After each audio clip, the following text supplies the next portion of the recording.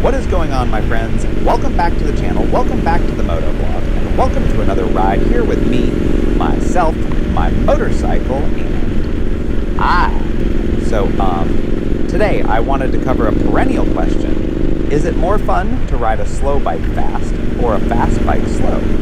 Spoiler alert, I'm not the one who has to clean up after this debate.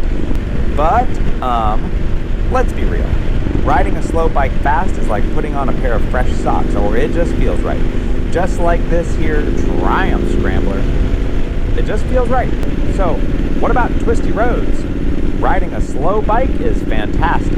I mean, it's like playing Mario Kart, but if you're on an open highway, well, let's just say the Ninja 400 might be about as exciting as watching paint dry.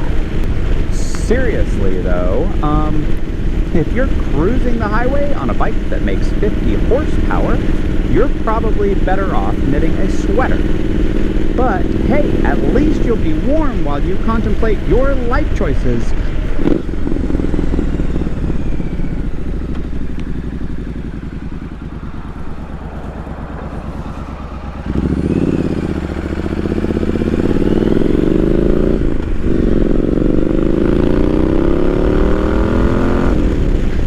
So you may ask, what about taking a super bike to the track? Because that's where the magic happens. You can unleash all that horsepower and feel like a superstar until you realize you still can't turn like Valentino Rossi.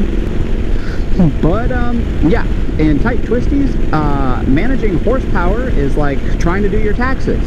Confusing and stressful, but a slow bike lets you just play around, and if you mess up, it's just a tiny disaster instead of a full-blown catastrophe. So, then we get to off-road. I would choose slow bikes all day, any day. They're light, nimble, and less likely to throw you off than your ex at a family reunion. But if you're on a fast gravel road, grab a big adventure bike, or you might end up looking like a lost puppy. See, it's all about the thrill, and let's be honest, when you're wide open on a little bike, it feels like you're riding a rocket ship. Just a really slow rocket ship that's probably made of cardboard and hope. Anyways, y'all, if I had to choose, I'd take a slower torque bike every time, assuming I'm not stuck in traffic, because if you can't use the speed, what's the point in having it? This said, old son, I have to admit sometimes cruising a bit faster only in safe areas to do so can make you chuckle like Roscoe chasing the Duke boys. So this brings me to my Triumph Scrambler 900. Sounds fantastic, has just around 60 horsepower and an equal amount of torque, which is plenty. You are able to take sweeping corners at full throttle without fear of a catastrophic wipeout. So, yeah, I think that is all I have to say about that.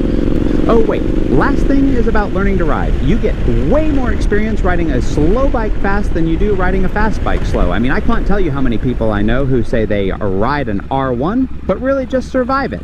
Oh yeah, I totally ride an R1, sure buddy, and my 150-pound self is a pro wrestler. And there's nothing quite like being leaned over and wide open, feeling the grip like you just got a surprise bonus at work. It's a euphoric experience, folks. So, what's the verdict?